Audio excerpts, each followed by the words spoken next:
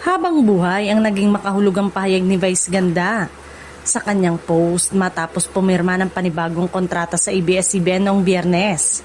Sa kanyang mensahe tila malinaw ang kanyang commitment na manatili bilang kapamilya at ipagpatuloy ang kanyang mga proyekto sa network. Kapansin-pansin din na hindi naging maingay ang renewal ng kontrata ni Vice kumpara sa ilang artista na nagkakaroon ng malalaking ganap kapag muling pumirma sa kanilang network.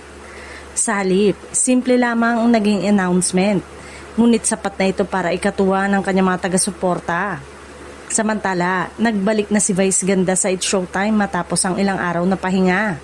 Naging sentro kasi ng usapan ng programa matapos itong ipatawag ng Movie and Television Review and Classification Board, kaugnay ng isang kontrobersyang na episode.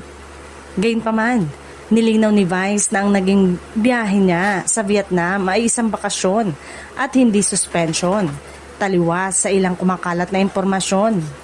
Sa pagbabalik niya sa programa, kapansin-pansin din ang ilang usapin tungkol sa mga susunod na ganap sa Kapamilya Network. Hindi sinasadyang nabanggit pa ni Ann Curtis ang ASAP na agad namang napansin ng ilang manonood dahil may kaugnayan ito sa Sunday programming ng ABS-CBN. Present din si Ann sa naturang episode ngunit kapansin-pansin naman ang pagkawala ni Kim Chu na naging dahilan para muling magkaroon ng iba't ibang espekulasyon mula sa ilang fans. Mas naging intrigang bahagi naman ang usapan ng sinasabing hindi pagiging malapit ni na Vice at Kim.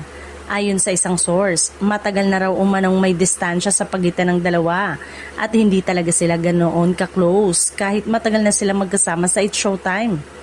May iba pa raw umanong detalye sa likod ng kwento tungkol sa relasyon ni Kim at Vice at sinasabing may ilang revelasyon na maaaring ikagulat ng mga taga-subaybay sa kanilang samahan.